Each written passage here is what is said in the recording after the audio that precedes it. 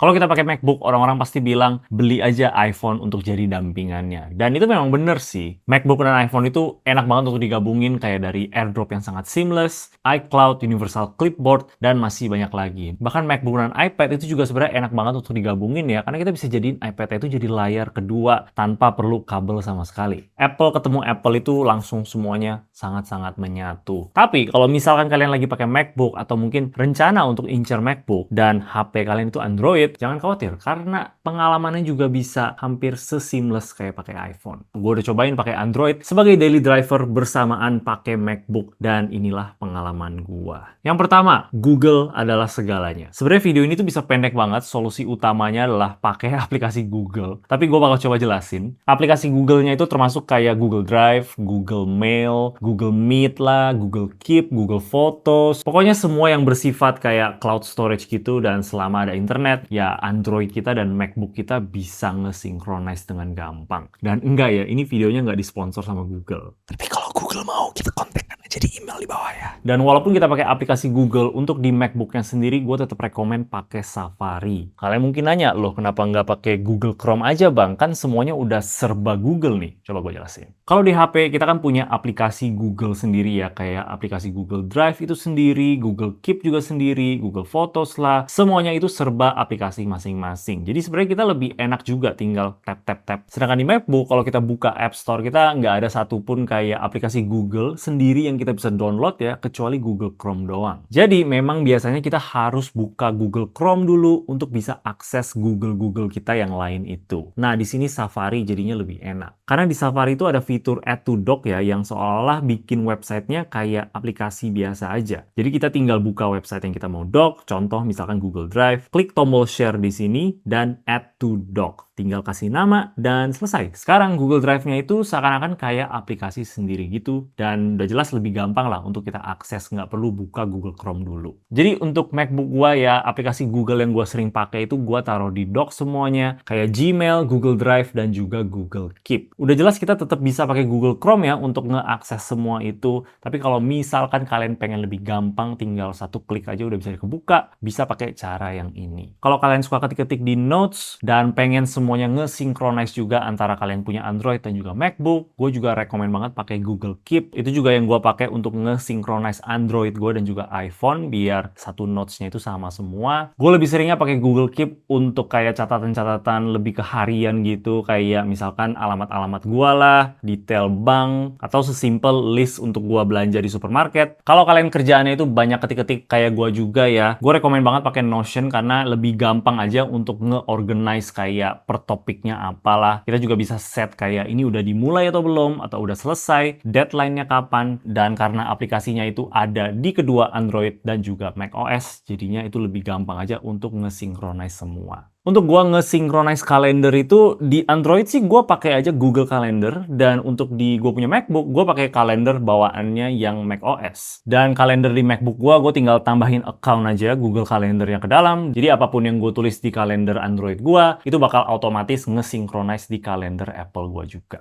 Nah, coba lanjut ke cara sharing foto dan video karena ada beberapa cara sih di sini. Yang pertama itu balik lagi Google ya, Google Photos. Nah, ini untuk orang-orang yang nggak terlalu mau ribet gitu ya. Jadi apapun yang kita foto pakai Android kita, itu kita tinggal nyalain auto backup aja ke Google Photos. Dan kalau kita buka Google Photos di kita punya MacBook, fotonya bakal langsung muncul. Gue sih nggak terlalu pakai ini ya, karena ya nggak terlalu enak juga semua foto kita otomatis ke backup di Google Photos. Mungkin ada beberapa yang terlalu besar juga kan ya. Dan kalau udah kebesaran, ya kita harus beli storage baru gitu. Jadi biasanya sih gue tetap lakuin manual aja ya, pakai aplikasi yang namanya Local Send. Sejauh ini sih ini aplikasi yang paling enak untuk dipakai ya menurut gue. Apalagi untuk kirim file-file yang besar karena dia cukup responsif. Ini sebenarnya tergantung sama kecepatan WiFi kita sih. Dan yang terpenting ini aplikasinya gratis. Kedua HP dan MacBook kita itu harus download dulu aplikasi Local Send ini, dan setelah download beres, kita langsung bisa pakai. Di HP Android itu sebenarnya langsung bisa semacam AirDrop gitu ke MacBook dengan pakai yang namanya Quick Share. Tapi dari pengetesan gua, Local Send itu jauh lebih cepet ya, makanya gua lebih suka pakai untuk share-share file terutama yang besar, kayak foto yang banyak atau video yang size-nya besar. Contoh aja di sini gue coba pakai quick share dari HP ke MacBook ya, transfer 50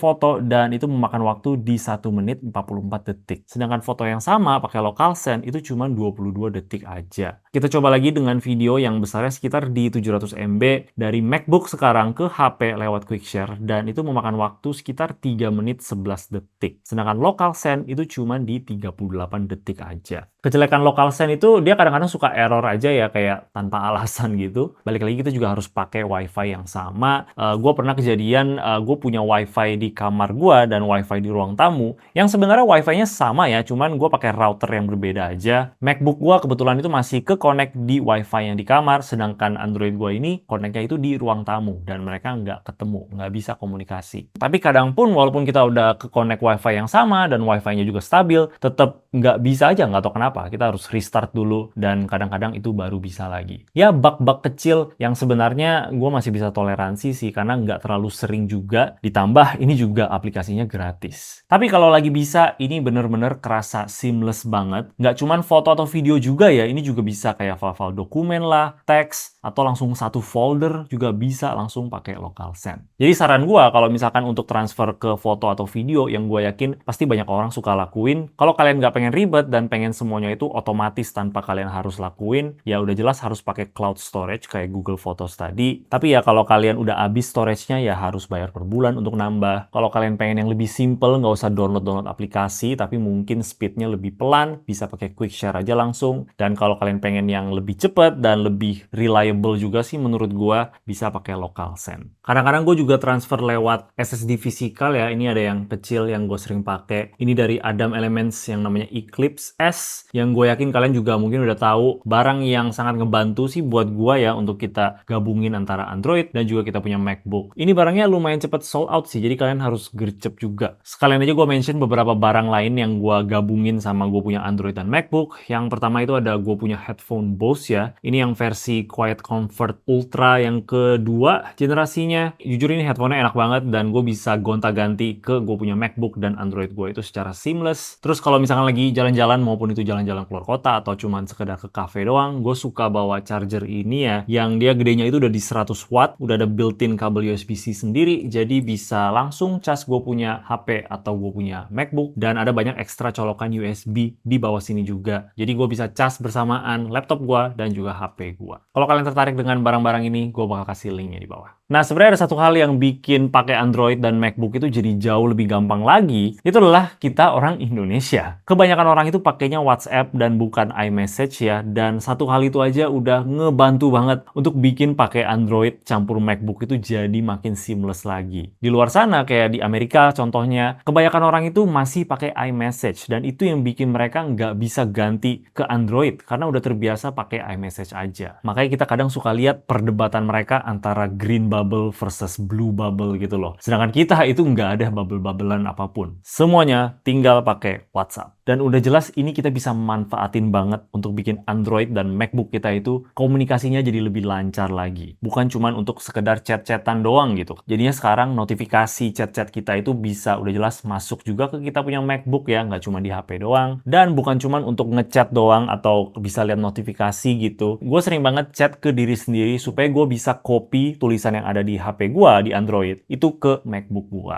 Memang nggak seindah copy di iPhone dan bisa langsung paste di Mac tanpa ada babi bu ya, tapi ini juga oke kok, nggak ribet sama sekali. Ada satu aplikasi yang namanya KDE Connect yang katanya sih itu bisa bikin kita copy apapun di kita punya Android dan langsung paste di MacBook tanpa perlu apa-apa. Tapi nggak tahu kenapa gue udah berkali-kali coba ya, sampai gue uninstall, install ulang di MacBook gue sama di ini gue, itu sama sekali nggak bisa. Gue jujur nggak tahu kenapa ini gue nggak bisa. Kalau kalian pengen coba, boleh juga coba KDE Connect ya, katanya itu juga bagus untuk bikin ini jadi lebih gampang lagi.